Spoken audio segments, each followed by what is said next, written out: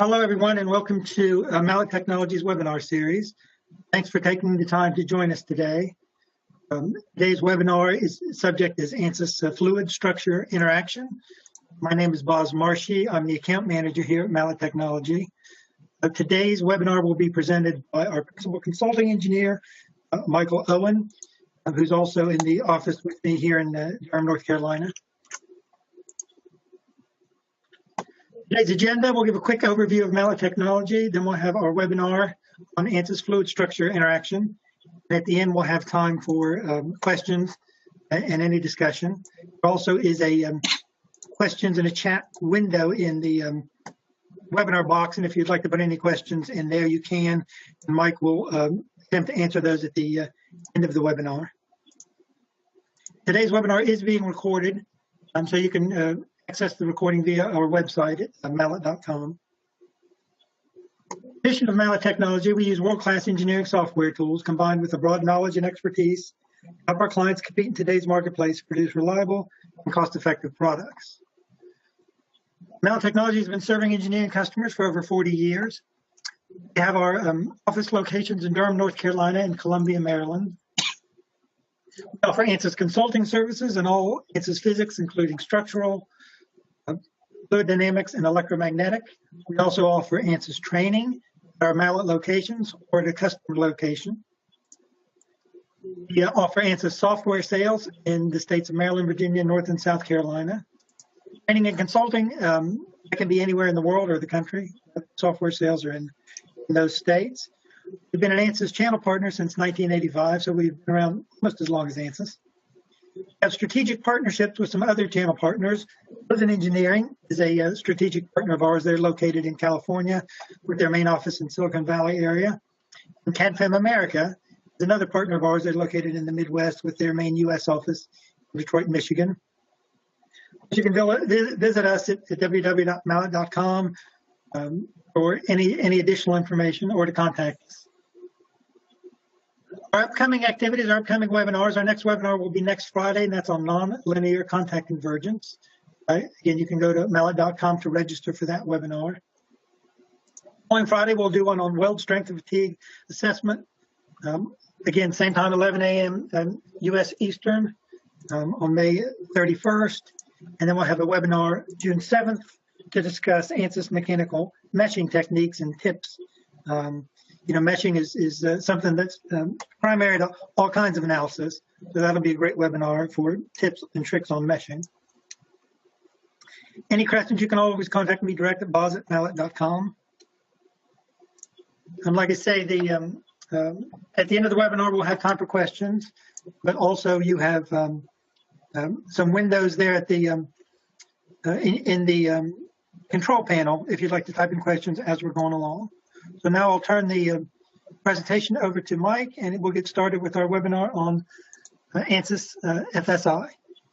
Thank you very much, Boz. Can you hear me? Yes. All right. We will get started.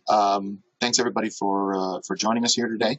My name is Michael Owen. I am a principal consulting engineer here at Mallett Technology. I specialize in CFD, electromagnetics, and what I'll call multi-field applications. And today we're going to be talking about fluid structure interaction. All right, so first, what is fluid structure interaction? It's pretty straightforward. It's right there in the name. It's when fluids and structures interact. And you'll have to forgive me. I'm getting over a cold. I have a bit of a cough. So fluid structure interaction occurs whenever fluid flow interacts with a solid body or a structure. It can exert pressures on that structure, which might lead to structural deformations, or it might supply thermal loads, which would lead to a heat transfer type problem. We can classify fluid structure interactions as either one-way or two-way.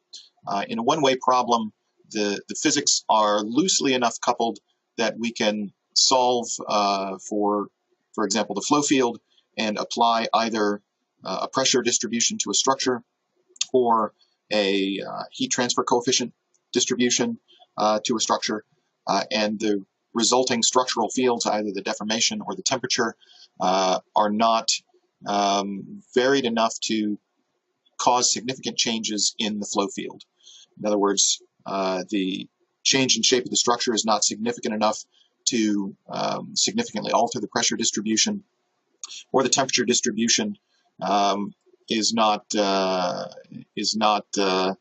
lead to a change in the distribution of heat transfer coefficients. In that case, we can do a one-way calculation. If, on the other hand, the deformations are large enough or the temperature gradients become large enough that they affect the resulting flow field and change the pressure distributions or the heat distribution of heat transfer coefficients, then the problem is more tightly coupled, and we would need a two-way solution where we are passing data back and forth between the structural and the thermal solution. So why is FSI important? It's really critical, actually, in understanding many engineering problems. It can be important for understanding fatigue in your structure, for material selection. Examples of fluid structure interactions might be conjugate heat transfer, flow-induced vibration, a particularly nasty variant of which is called aeroelastic flutter. I'm sure everybody is familiar with the classic Tacoma Narrows Bridge failure. That was a classic example of flow-induced vibration leading to catastrophic failure. So there's a number of different modeling approaches that you can take based on the degree of physical coupling between the fluid and solid solution fields. So really the question is, how sensitive is one field to a change in the other field, and vice versa. Fields that are very strongly physically coupled require strong numerical coupling, and they're more expensive. They're generally more difficult to solve. Solution fields that are relatively independent, again, can be solved with weaker coupling or even uncoupled with one-way transfer. So this is just a little plot that illustrates that. On the lower left, we have physically weak coupling, for example, conjugate heat transfer, small deformations, and we can solve those in a one-way, uncoupled fashion, where we solve typically the flow field first and then map either pressures or heat transfer coefficients to the structure. Moving up and to the right, you get stronger physical coupling with perhaps more significant deformations. You might have rigid bodies, for example, a vessel floating in water, where the movement of the vessel is strongly dependent on the movement of the fluid, and the movement of the fluid around the vessel depends on the exact position and attitude of the vessel. Moving up and to the right, you have flow-induced vibrations. That's where your aeroelastic flutter will go. And then even further up and to the right, you have highly deformable solids, biomedicals, membranes, etc. And as you move up, you get tighter physical coupling. As you move to the right, you get tighter numerical coupling. There's a few ways to handle that we'll talk about. We're not going to focus too much on one way. It's very straightforward in ANSYS using the project page.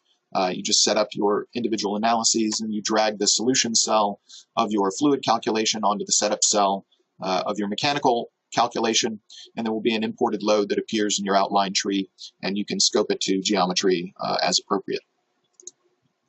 So fully coupled is the most difficult. A fully coupled calculation would be fluid and solid equations solved in a single matrix. This is like the mass and momentum equations are coupled in Fluent or CFX, or using coupled field elements in the mechanical solver.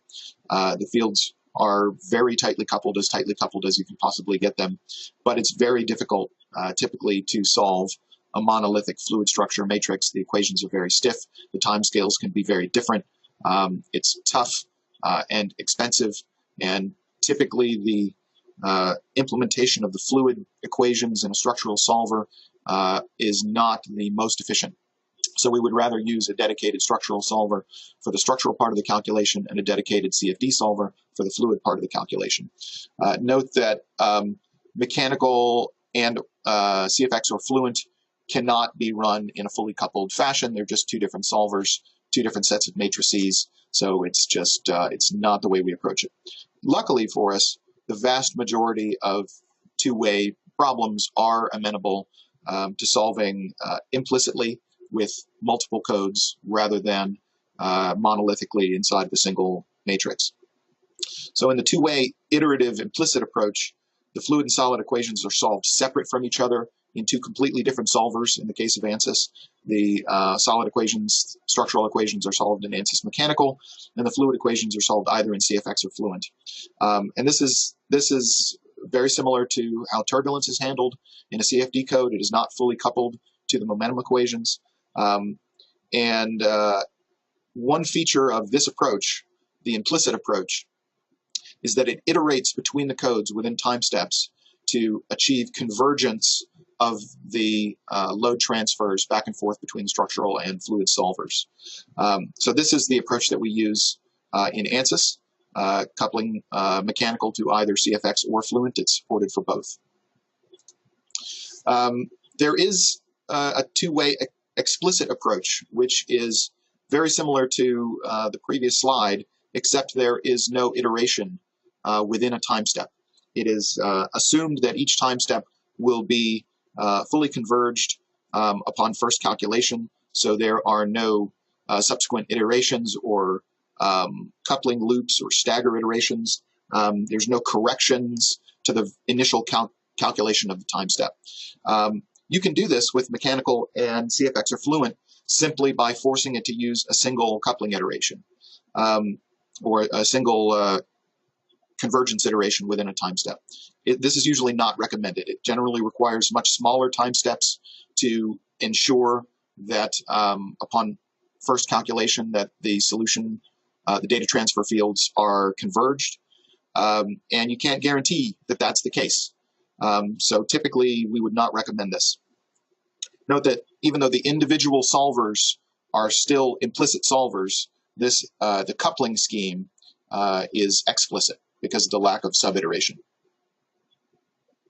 All right, so one way we have a converged solution field. It's obtained for one field, and then it's used as a boundary condition or an external load for the second field. It's, again, suitable for very weak coupling. So you can determine maximum structural stresses from CFD results, but the strains are not significant enough to affect the flow field. This is, again, very easily done with mechanical CFX or Fluent. The data transfer is all handled. It's just a matter of connecting up wires in the project page. So I'm going to show you a couple of examples here. This one is a 2D hyperelastic. There's two bodies here in a cross flow. There's full mechanical contact between the two bodies. The CFD solver in this case is Fluent, and it's using Fluent's overset meshing capability, which is a really nice capability. And forgive me, that did not play. There we go. So you can see the cross flow is moving from left to right here, and it is impinging on these two hyperelastic bodies. And right there you can see them bounce off of each other. So there's full contact here. The next example that I'm going to look at, this is a pressure pulse in a liquid carrying tube. So this might be some sort of medical application. An analysis like this might be used to look at blood flow in an aorta or some other type of artery. So you can see what's happening here is the fluid flow is entering the top of the tube. It's exiting to the right here, so it's got to, as it turns, it's got to dump all this vertical momentum that exerts a downward force on the tube. So when the pulse is applied, it deflects the tube downward. And this is the application that we're actually going to take a look at in the software. So if you'll give me 1 second, this is the model that I'm going to build. I'll be working in 2019 R1, but everything you see will work in 19 as well. So I have a previously built geometry that I'll show you. It was originally built in Design Modeler, but I'm going to open it up in SpaceClaim since that is my preferred tool these days. While that is opening up, I'll briefly describe it. We have two bodies of interest in this particular case. We have the fluid volume inside of the tube. We also have the tube itself, which will be represented with a solid body, sorry, a surface body. The flow volume will be a solid. This is has decided to open up on a different monitor, so once it's open, I'll move it over. Here we go. All right, so you can see there's two bodies here. The solid body is the flow volume. That will be what we use for our CFD calculation. And the surface body will be what we use for our structural calculation. So I'm going to take that. The first thing I'm going to do is I'm going to build the transient structural model. And I'd like to have a nice rubber material. For simplicity, I'm going to make it a linear elastic material rather than a hyperelastic. And we'll make it 10 megapascals and fairly incompressible.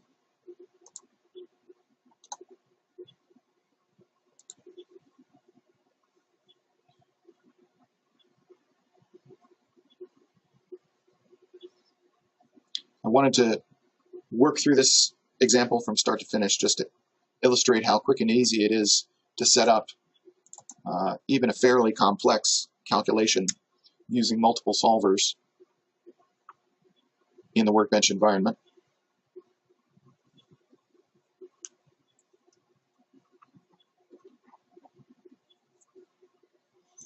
Everything is popping on my other monitor, so here we are. We're going to set up the structural calculation.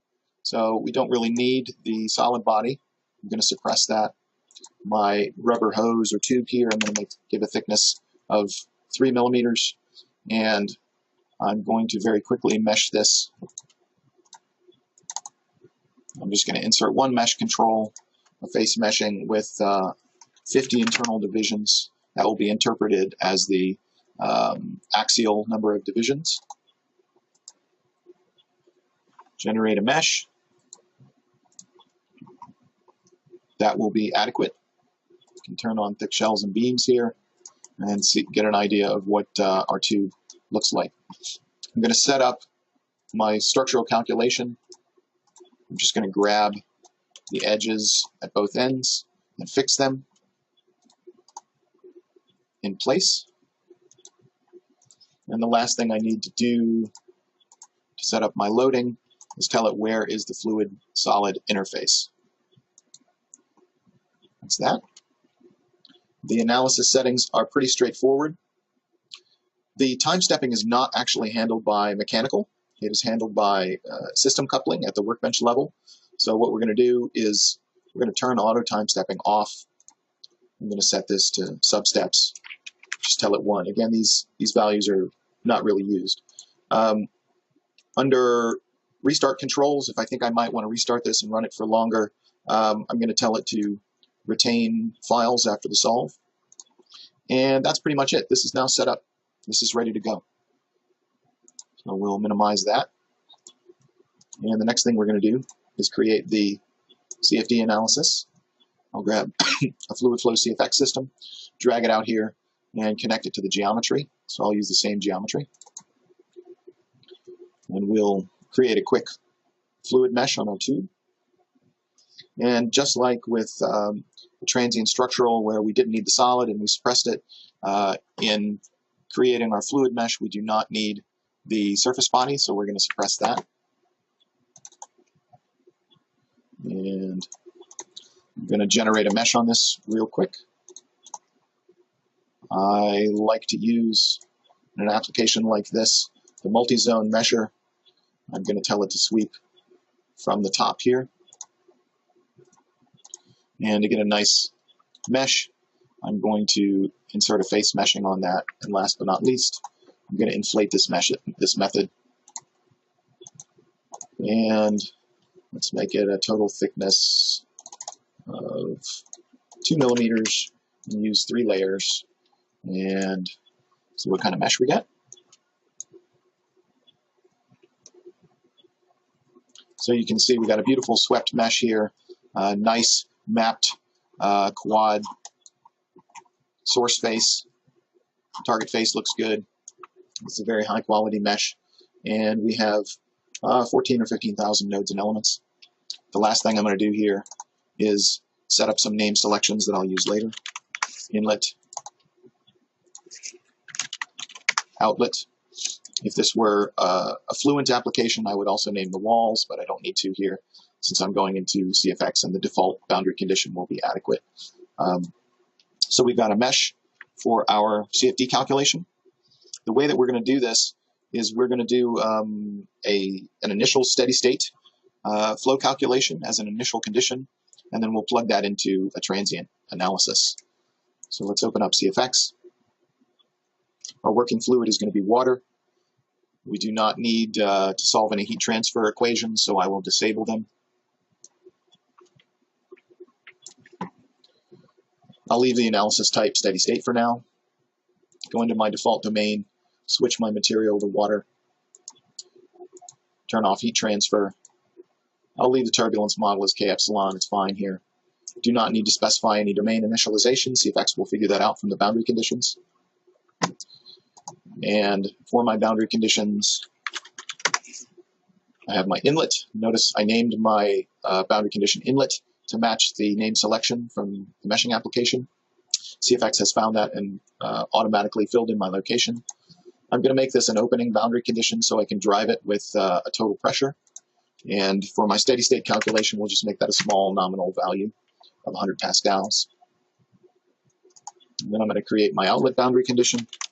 And again, it has filled in my location as outlet. I'll make that also an opening, but it will be a static pressure outlet. So I have a total pressure inlet and a static pressure outlet, so I should have a well-defined, stable solution. And last but not least, this is a very small pressure gradient across this tube. It's going to result in a very low flow rate. So I'm going to use a physical time scale here of ½ a second, which is fairly long. I'll leave everything else as the default. And this is now ready to go. And I'm going to solve our steady state initial condition. I'm going to run in double precision because I always run in double precision. Probably don't have to in this particular model, but it rarely hurts and the cost is minimal. I'll run it in parallel, although it's a very small model. It could be run in serial. This is the CFX solver manager. So CFX is currently writing the definition file. It will then fire up the solver. There it goes. It's going to converge before I can finish talking about it. And this calculation is complete, but I'm just going to check on a few things to make sure everything looks well converged.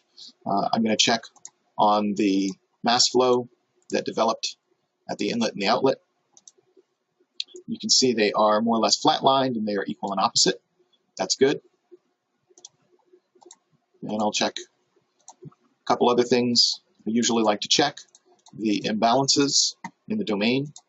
You can see they've all gone very close to zero. We could zoom in on the scale and see how close they are, but they're adequate. And last but not least, I'm going to check the force components on my wall, which is called default domain default. That's the default boundary condition, and the only thing left in it is the wall. And these you can see as well are pretty much flatlined. They are close enough to be an initial condition for our transient run. So this all looks good. So I'm going to close that, and I'm going to duplicate my steady state model, move it over here, keep things organized. I'll rename this steady state, and I'll rename this transient.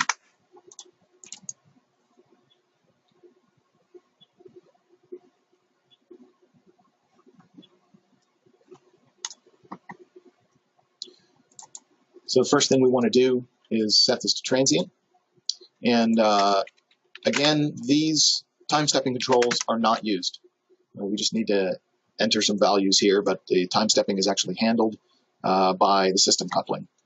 So the only thing we need to do now is let this model know that the mesh can move. So we're going to turn on mesh deformation at the domain level to regions of motion specified.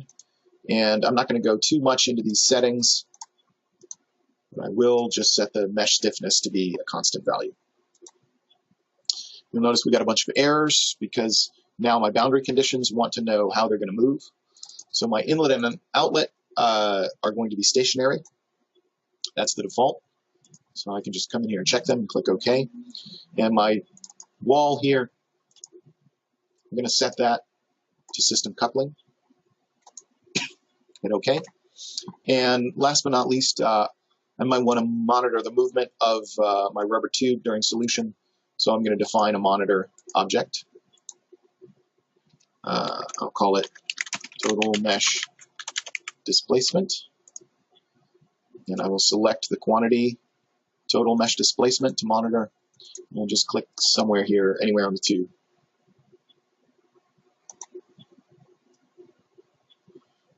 And I could define transient results and all that kind of stuff, but I won't bother here for our purposes.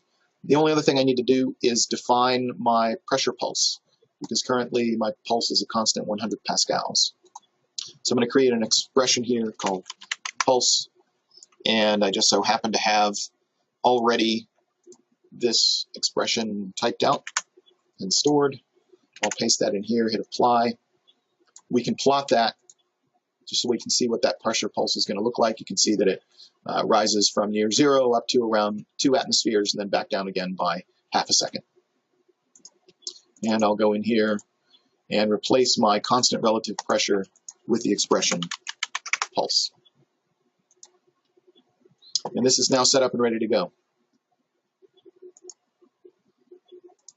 So I need to use my steady state solution as my initial condition, so I'm going to connect that over. And then I'm going to go down to my component systems, and I'm going to grab system coupling, drag it over here to the right. And I will grab the setup cell from my transient structural, drag it onto the system coupling. The same thing with the setup cell from my transient CFD analysis, drag that onto the system coupling. Open up the system coupling setup, and there's just a few more steps. So the first thing that we have to do is let's actually jump back here. Let's update that because we have a yellow check mark. Sorry, a yellow lightning bolt. We'll do the same thing here. Not sure what that error is about, but we're going to press on. All right. Okay, here we go. Now, notice we have for our participants the transient structural calculation and the transient CFD calculation. I'm going to grab my fluid-solid interface from the transient structural, my domain default boundary condition from the CFD, select them both with a click select, right-click, and choose Create Data Transfer. And this creates 2 data transfers. There is a set of participants. It tells it when to transfer. You can specify an under-relaxation factor, a convergence target, whether the load is ramped, etc. And there is 2 because we're mapping pressures from the fluid field to the solid domain, and then we're mapping deformations from the solid domain back to the fluid. So under our analysis settings, I'm going to give it an end time of 1 and a step size of 0, 1. Refresh my solution setup. And last but not least, we probably better save it before we run it.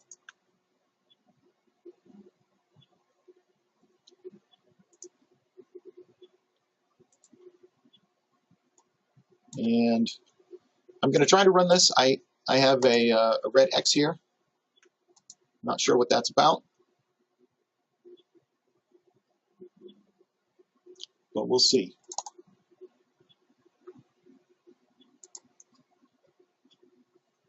There we go. Green check mark cleared. All I did was update the upstream components. System coupling is a little bit unusual. Normally in Workbench, objects or systems only depend on objects upstream of themselves. With system coupling, it's slightly unusual because both of these systems actually depend on the inputs of the system coupling, which is downstream of it.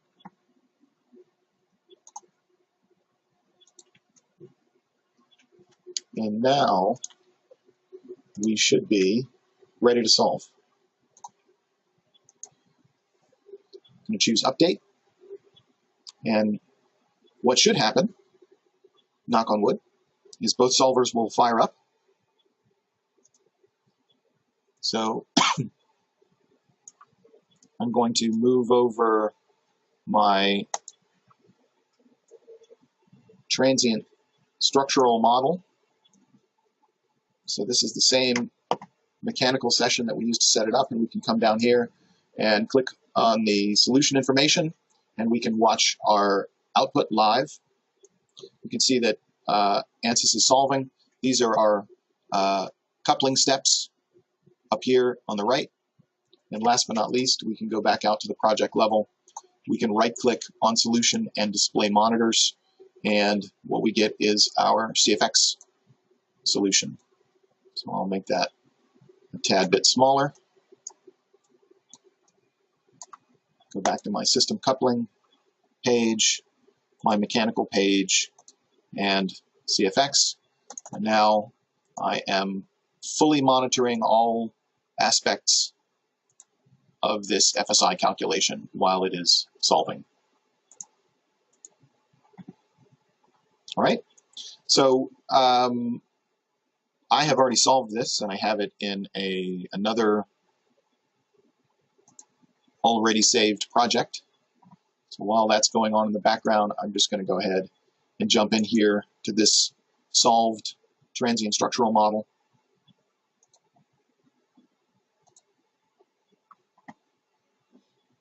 Starting up mechanical, and we'll be able to review our results.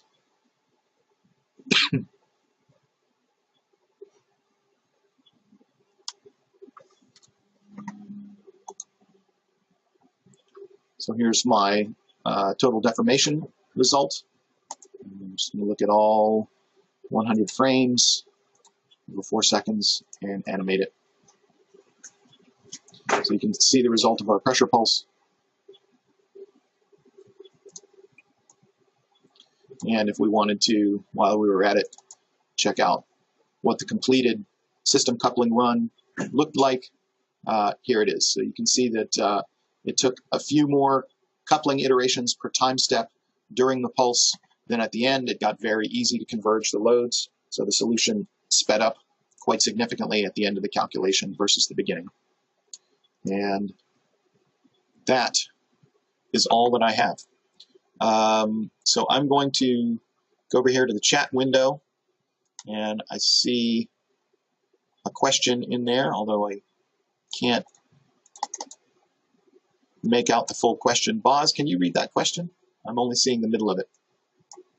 Yeah, the question, Mike, was would this presentation be available? The person asked the question had to go to a meeting, and I did answer them that, and anybody else that would like a recording, this will be available on our website at www.mallett.com under webinars. There will be a link to a recording of this if anybody wants to share it with a colleague or watch it again. Okay. So at this time, I'm going to open up the floor to other questions. If you do have another question, please type it in the chat window. Muted.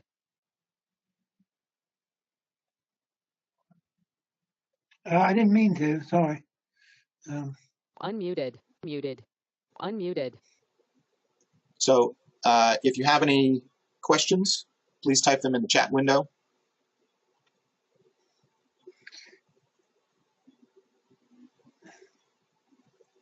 And again, this is just one methodology for solving a two-way FSI problem.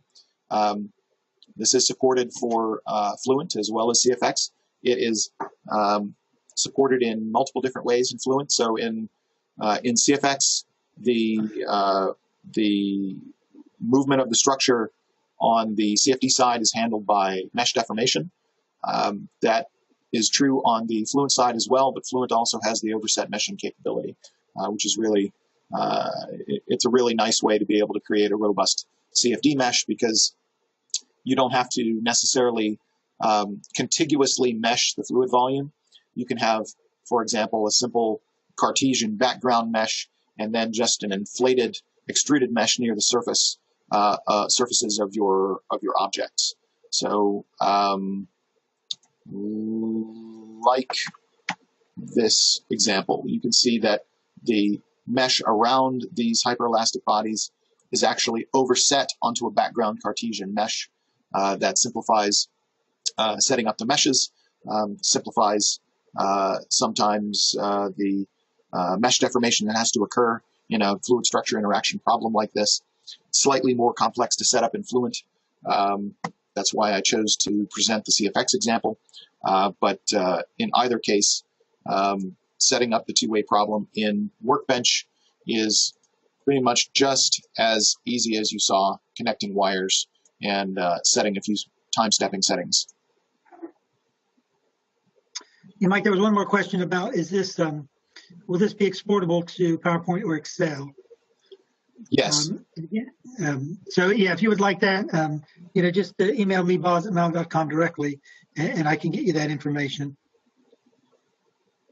So I'm not sure whether the question was about the presentation slides themselves, which is in PowerPoint, and I can make that available to Boz, or whether or not the results from the analysis could be exported to PowerPoint or Excel, and the answer is yes to both. It's pretty straightforward. For example, in mechanical here, to copy individual images to the clipboard, we can write this animation file in a number of different formats: MP4, WMV, AVI, even animated GIF. Our results objects, our results data can be exported to a text file. We can export the deformed shape to an STL file, or even an ANSYS viewer file, which is a 3D viewing format that you can view with a freely distributable viewing application. Yeah, but we'd probably convert that to a PDF to send it out. Yes. Just for.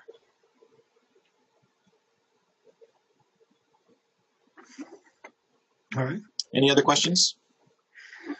Well, Mike, I don't see any more in the questions pane. But if anybody does come up with questions, you can always get a hold of me at boz@mallett.com. Like I said before, everything's been recorded, so feel free to share it with your colleagues, or go back to look at any portion of it. It'll be on YouTube, but you can link to it from our webinar section on our website at mallett.com. So again, Mike, thank you very much this morning. Thank you, Boz. Thanks, everybody, for very attending. Informative. And again, we'll be doing a presentation next week, same time, 11 a.m. Eastern. Thank you, everyone, and have a nice weekend.